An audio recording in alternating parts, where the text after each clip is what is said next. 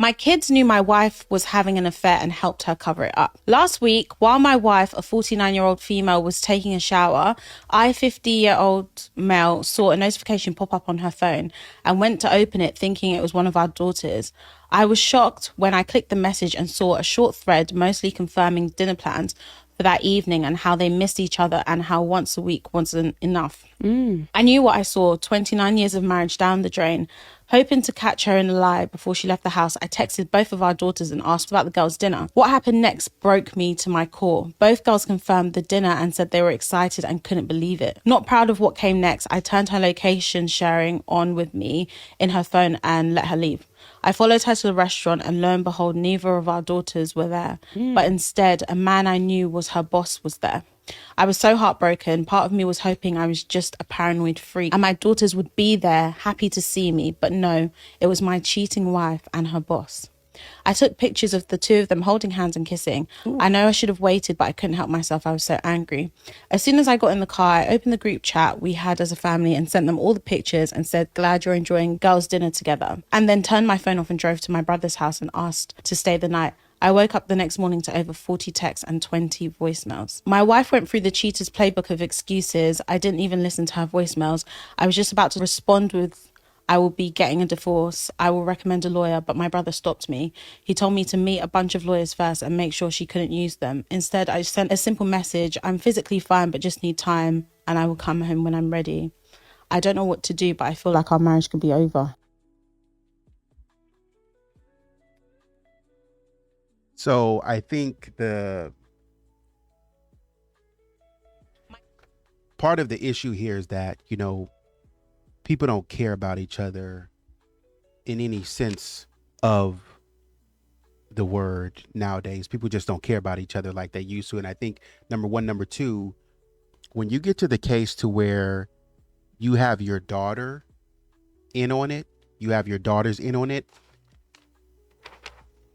kids will do what you train them to do. So a lot of times in our own eyes, we're the heroes and we can, we can make excuses about why we're doing what we're doing, how bad somebody did us. And at the end of the day, you should have just talked to them and left. But you probably couldn't talk to them and leave because our life is so intertwined and sort of bound together, bills and everything. So this is what we do. And the way that we justify it is that, well, you did this to me, you mistreated me and blah, blah, blah. When really, sometimes it's just the level of perception. I perceive that you're harming me, or not only do I perceive that you're harming me or mistreating me in a way, but I perceive that you're doing it on purpose. And I have that perception because I say to myself, I have told you many times that this is not what you should be doing.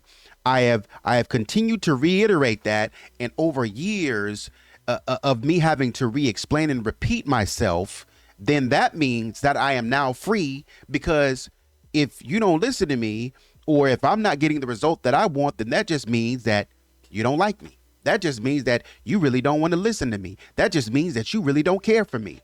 And to be honest, these are just your assumptions. You're assuming that this individual, that your spouse does not care for you. You're not giving them the opportunity to say, maybe I just forgot. Maybe there's so many, over time as we live together, there's just so many rules and regulations that we kind of work through that I can't remember them all. Also, too, I'm tired. Dang, I'm tired. Like, you don't do everything that I ask you to do.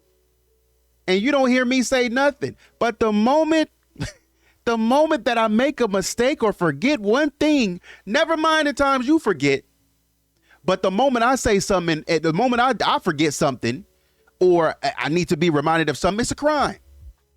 I got to read your mind. I got to know what so you can justify, no, it ain't about what I did wrong. To be fair, it's not about what I did wrong at all. It's your flesh trying to jump out of its skin. You want to go and talk to somebody else. You've been seeing your boss because typically you already got somebody lined up in the day. All right, come on. You already got somebody lined up. And that's why you're going over there, because you already got somebody lined up. And that's why it didn't take you long to get to the boss, because you want something new. You want something, you know what I'm saying? You want to spice it up a little bit. And this is your way of that says more about you as a person. I'm sad that it took me, I'm disappointed that it took me this long to see this about you. I probably saw this in the beginning. I probably saw this, you know, when we were first started dating, and you did a couple things, but in my mind, I was like, man, she's beautiful. I want to believe that she's a great person. And I hope that she can grow to correct these things. I hope these things are elements of immaturity.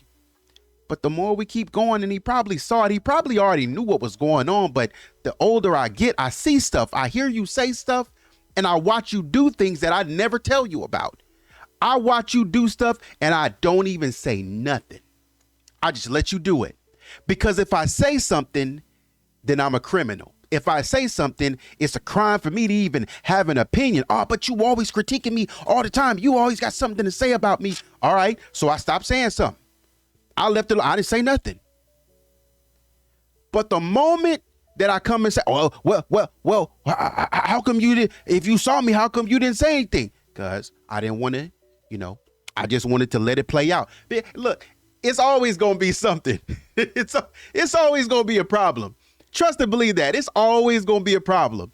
If you should have said something and I wouldn't have done it, maybe I would have snapped back and got to my right mind, or maybe you said something and you're watching me, you're critiquing me, and you're micromanaging me. I never married a spouse to do that. Or you didn't say something, you're trying to what you don't know or don't tell. You're just a terrible person, man. You're a terrible person, because not only did you go out and do it yourself? It's one thing to go out and do it yourself, but to get your kids involved and explain your kids, because these kids don't just belong to you. You're a trash person. You're trash. I'm not going to lie to you. I'm sorry to say it like that. You're a trash person because you got your kids involved against the other parent, and the other parent did nothing wrong, but you implanted in the mind of that child that parent, because, look at your parent. How dare they do whatever? How dare they do me like that? I've been trying to hold on for y'all, and I really didn't wanna, but I feel like I'm about to break. I'm just about to break down. I just overloaded. Terrible person. Trash. You're trash. I don't care how you explain it away. I don't care what fake justification that you came up with to say that this makes sense. It doesn't. And I would much rather you just say, I'm trash. I'm garbage. I want to be better. I want to do better. But right now I'm feeling this way and I'm being trash. And not as in, I'm just doing this to get you off my back, because people be doing that too. People do that as well.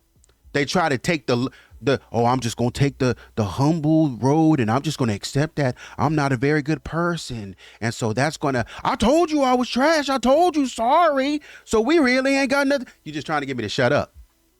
Because the fact of the matter is, you still can't bear the weight of you doing trash stuff, of you doing shady stuff, of your shady behavior. And that still does not, people still going to be mad at you, because we trying to get to point B. Point B is you realizing and acknowledging, I was ungrateful. I don't know how to treat people. I should not be going. That's all right. Because the next thing I'm going to hear is, it was the best thing I ever did. I should have done this sooner. No, you shouldn't. Therapy. It's not about what somebody else did. Where's your internal integrity? Somebody comes back and they take pictures. I understand how it feels too, because it's like in that moment, all I know how to do is take pictures. I know I need to document this. I know I need to have proof. But what I would like to do is I would like to snap. I would love nothing more than to go in there and go crazy. That's what I would love to do. But I don't want to lose my job. I don't want to lose my freedom. I don't want to, man, look, some of y'all be out here playing games with people's emotions. And you be surprised when you get what you get. You be surprised when you get somebody as cold hearted and don't care nothing. And I'm talking about, yo, people be trying to be good people, man. And you push people to this brink. And I feel like as I've gotten older, though, there's a level of cold heartedness that just from my own personal integrity, I don't go there. I don't do that anymore. But, you know, back in the day, you know, with these younger guys, you know, they see it and call it for what it is. You know what I'm saying? Younger people will see it and call it for what it is. They're not right all the time. I'm just saying that they'll say, you know, you mistreated me. And because you mistreated me, I don't care nothing about you. Even if it's unreasonable, which is their right. That's fair. Oh, so you see me on the side of the road with a flat tire and you can't come pick. It is what it is. Oh, babe, I'm locked up in jail. I'm trying to call anybody, but you can at least just I'm not asking you for nothing. Just come bail me out. You know I got work tomorrow. You know I need to see my kids. She didn't do that. You did.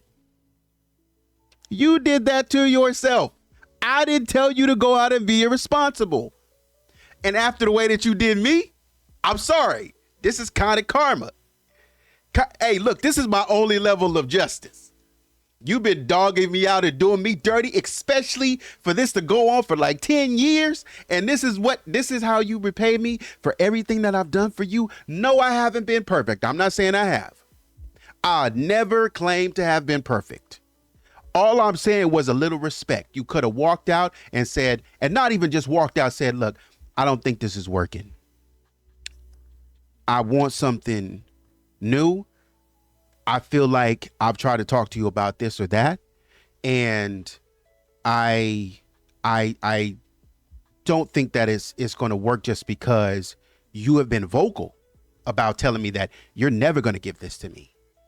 Now, if somebody is not vocal about that, if they're not to the point of dogging you out, because some relationships get to the point to where y'all just dogging each other out and it's like, it's mutual. Why are we living together? To where you say something to your guy and it's like, I want you to do this. I ain't never doing that for you. I'm never doing that. So you can go bounce. You could go, and it gets hostile. You know what I mean? Like you could go walk. And it's just like, okay. Well, at that point, we both on the same page. And so at that point, I mean, all right, I'm just going to bow out. And that's it. But if it gets to the point to where, because obviously now you've been verbally explicit with me, telling me that, hey, I'm not doing nothing. I'm to the point I ain't doing nothing for you. And it's a shame that we got to live that way in the world, to where we get that place to where we can't find love amongst one another. And we get to the place to where we hate one another, you know, because of what we do to each other. You know, you live with somebody for so long, you begin to hate the things that they do, and it's frustrating. And so you begin to sort of resent that person. And you take that resentment as evidence that y'all don't need to be together, when really sometimes it's indicative of where your heart and where your the callousness of your heart has gone to where you no longer respect this individual as a person. And sometimes it's just you, even though you have resentment is not a license to divorce somebody or to go away from somebody. Sometimes commitment goes past resentment, in a sense that I've gotten to this place because I've let myself get to this place, and I had not appreciated the person for who they are. This person was beautiful and this thing was beautiful when I found them, but all of a sudden I'm resenting them for who I married and who they were. I can't make up no excuses. Yeah, but I didn't know you was going to do it. Yeah, you did. You know that was a possibility. And you made the decision anyway. Take some accountability for the decisions that you make. You made that decision. Yeah, but now that I realize my decision, no, have some integrity and learn what commitment means and learn how to work through problems. Otherwise, you're going to be doing that for the rest of your life. There's no perfect situation. It's not going to be a perfect situation. But as long as you're willing to come to the table and say, I was wrong and how I handled that, you were wrong and how you went about it, that hurt me. Please don't do that. and we can kind of get a recalibration, because caring for someone, even your friends, not just your spouse, but your friends and your family members, takes constant recalibration. I hate to hear this, but sometimes it is what it is. Take it easy.